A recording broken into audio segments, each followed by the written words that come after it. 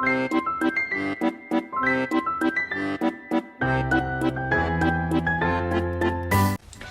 obtenu mon résultat de l'examen de DAF-B2 et je suis très heureuse de vous annoncer que je l'ai réussi.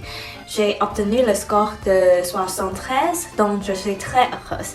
Avec ce certificat, je peux désormais dire que je peux parler couramment le français. Et le certificat de DAF-B2 est nécessaire lorsque l'on souhaite travailler ou étudier en France. Dans cette vidéo, je voudrais partager avec vous les raisons pour lesquelles j'ai décidé de faire le DAF-B2, parler de mon niveau de français avant l'examen et comment je l'ai préparé en 2 mois et demi. D'abord, pourquoi je fais l'examen de DAF-B2? Pour 3 raisons. La motivation, l'opportunité de carrière et la passion. Premièrement, la motivation. J'ai appris le français il y a 4 ans, mais je ne l'ai pratiqué en manière continue. Je n'ai donc pas pu atteindre le niveau souhaité. Avec cet examen, j'ai eu l'impression de pratiquer le français en manière continue et j'ai pu m'améliorer un peu de temps. Cela m'a donné de la motivation. Deuxièmement, l'opportunité de carrière. Le certificat DAF-B2 est certifié internationalement et de manière permanente. Il peut prouver officiellement que tu parles couramment le français. C'est très utile en Angleterre et dans d'autres pays francophones.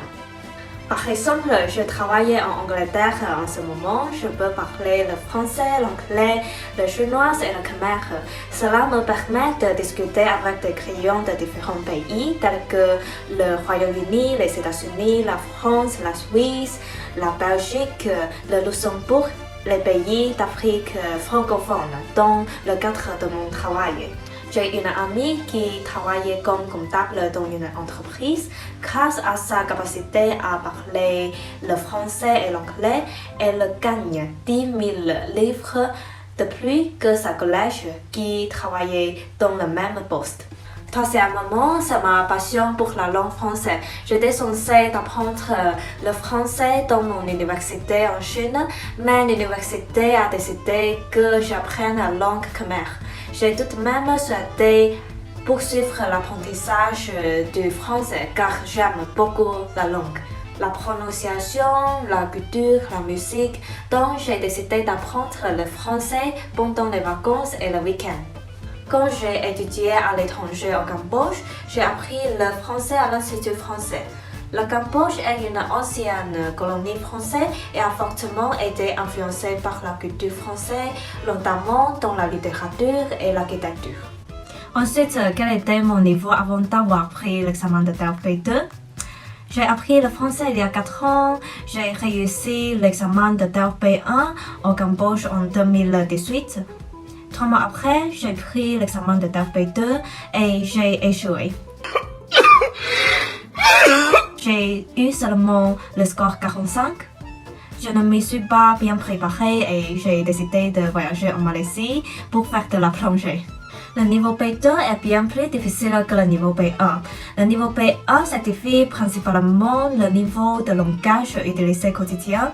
Le niveau B2 certifie le niveau de langage dans des contextes sociaux, par exemple le problème climatique, le développement technologique, le féminisme, le télétravail, etc.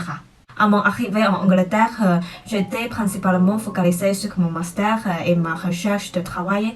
N'ayant pas le temps de pratiquer le français, j'en ai oublié la grammaire et la conjugation. Donc, avant d'avoir passé l'examen de DAF-B2, je peux dire que j'avais tout oublié. Cependant, je me suis dit qu'étant donné que j'avais appris le français une fois, je n'avais qu'à m'y remettre pour que tout me revienne en tête. Enfin, comment j'ai préparé l'examen de DAF-B2? Il y a des cours pour l'examen de DAF-B2, mais je pense que c'est très cher.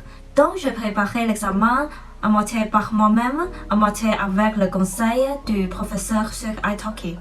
Je travaille de 9 à 13h30, donc je n'ai pas trop de temps libre pour préparer l'examen. DAF-B2 est comme le IELTS en anglais. Il y a 4 sessions, une de compréhension orale, une de compréhension écrite, une de production orale et une de production écrite.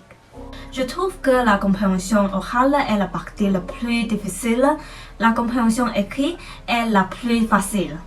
Je me suis inscrite à l'examen de TAFE-B2 en juillet et j'ai passé mon examen en octobre. J'ai donc eu 2 mois et demi pour préparer cet examen. En juillet, j'ai collecté les exercices et les ressources pour préparer cet examen, par exemple Atelier IGO B2+. J'ai regardé beaucoup de vidéos et j'ai lu beaucoup de blogs pour en savoir plus sur l'expérience d'autres personnes. En août, je fais attention à enrichir mes connaissances en vocabulaire, en construction de phrases, en conjugation et en grammaire. En septembre, j'ai pratiqué beaucoup de productions comme la production écrite et la production orale. Avant l'examen, je fais 3 examens blancs. J'ai mis en place un environnement d'examen de 2 heures et 30 minutes. La première fois, j'étais nerveuse et il n'y avait pas suffisamment de temps, mais pour la 3e fois, j'étais allée. Le jour de l'examen, je n'étais pas très nerveuse et j'ai ressenti un sentiment de familiarité. Donc, je pense que l'examen blanc est très important pour cultiver cette familiarité de l'examen TAFE-B2.